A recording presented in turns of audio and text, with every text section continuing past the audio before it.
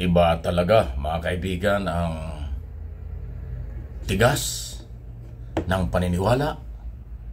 O baka may halong yabang na. Baka may halong makasarili na. Ang tinutukoy ko po, mga kaibigan, ay itong galaw ni Senate President Chis Escudero. Akalain po ninyo, dating Senate President, top-notcher sa bar at minority leader, napakahalaga ng posisyon ng minority leader, na sumulat, nanawagan, humarap pa sa ilang beses na press conference si Coco Pimentel, ang tinutukoy ko. Hindi po pinakinggan ng Senate President. Ano ba ang apila ng minority leader at dating Senate President na si Coco Pimentel? Mag-trial na o kaya ay mag-usap-usap sila, konsultahin, pakinggan ang boses ng mga kapwa niya senador. Kapag ka impeachment trial, impeachment court ang pinag-uusapan, hindi anya pwedeng ito ay majority group lang ng senador ang magdedesisyon at mag-uusap. Ito ay dapat pinag-uusapan ng lahat ng senador. Yan po ang paniniwala ng minority leader na si Coco Pimentel. At ako sa akin pong personal na pananaw at observation dito, tama lang po yung sinabi ni Coco eh. Kung ang topic or issue ay kaugnay sa regular session day, pagtalakay ng mga proposed bill, tama naman. Majority senador lang ang mag-uusap dyan kung anong kakalendar, schedule sa kanilang public hearing at debate sa plenaryo. Ang minority walang say dyan. Totoo yun. Pero dahil impeachment court ang pinag-uusapan para magkaroon ng trial, tapos nga na may matanggap nila ang article of impeachment mula sa Kongreso, ay dapat ito pinakikinggan ang lahat ng mga senador at nag-uusap na. Pero sa kabila po ng paliwanag ni Coco Pimentel sa media at personal na pagsulat kay Senate President Escudero, binaliwala. Kaya ako sinabing binaliwala, pinanindigan pa rin ni Escudero na sa next Congress na pag-usapan ang impeachment. Kaya marami pong dismayado. Hindi lang po ang mga congressman, hindi lang po ang mga private lawyers or mga vloggers o media nakakaintindi ng sitwasyon.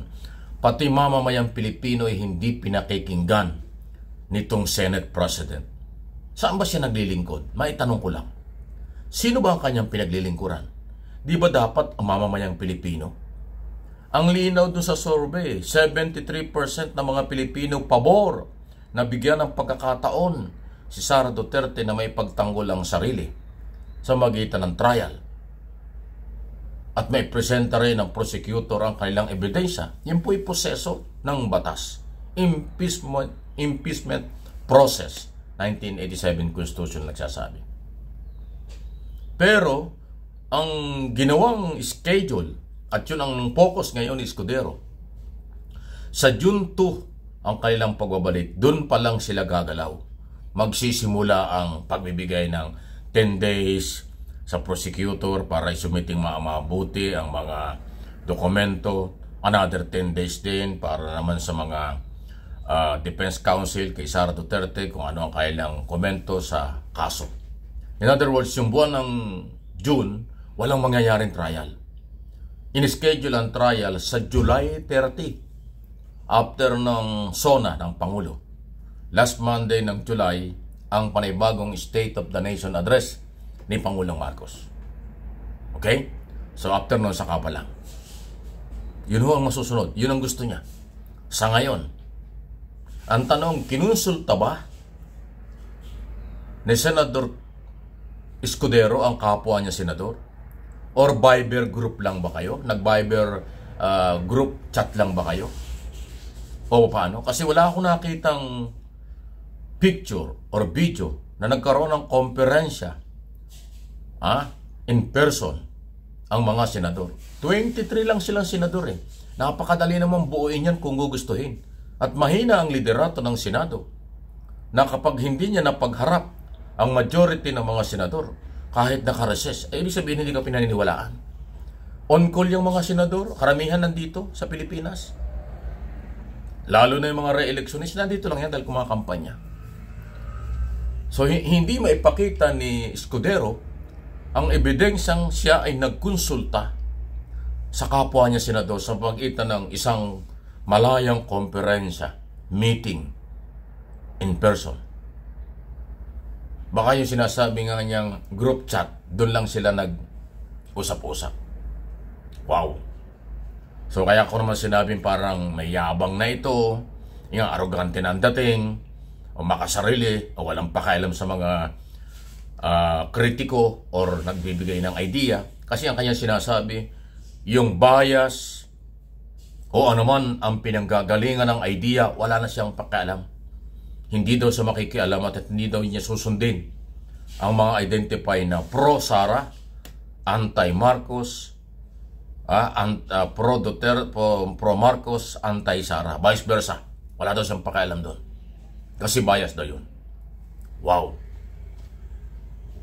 Nakakalimutan na itong Bicolanong senador na political, technical, and legal ang issue nito. Pure ginawa niyang legal lang kasi hindi siya magtrabaho dahil nakareses ang Senado. Wala siyang pakialam sa sinasabi ng mga magaling na abogado.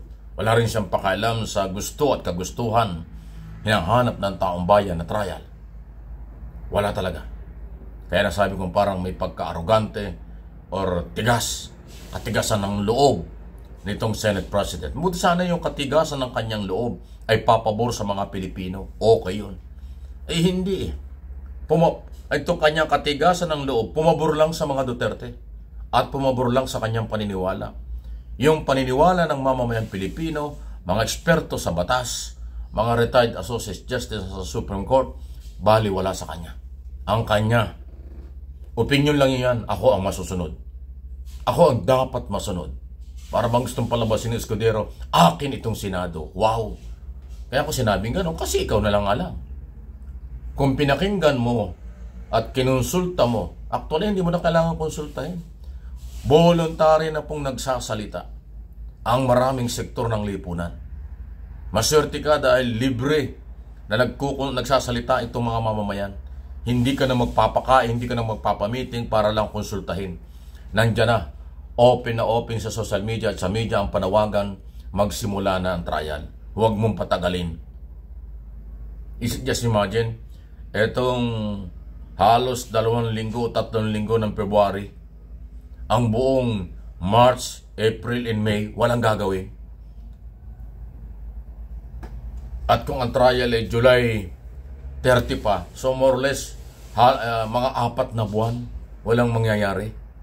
Samantalang kung nagtrabaho kayo, nagbuo ng impeachment court, sa loob ng 4 months, tapos na. Baka nga hindi umabot ng 4 months. Tapos na, malaman natin kung guilty o not guilty. Para pagpasok ng 20 Congress, bagong yugto, bagong trabaho ng mga congressman at senador. Mabibigyan ng priority ang mga panukalang batas na gugustuhin ng Malacanang na nakapaloob sa gagawing State of the Nation Address. Talagang kakaiba. Ano po yung masasabi? Huwag natin tigilan ito.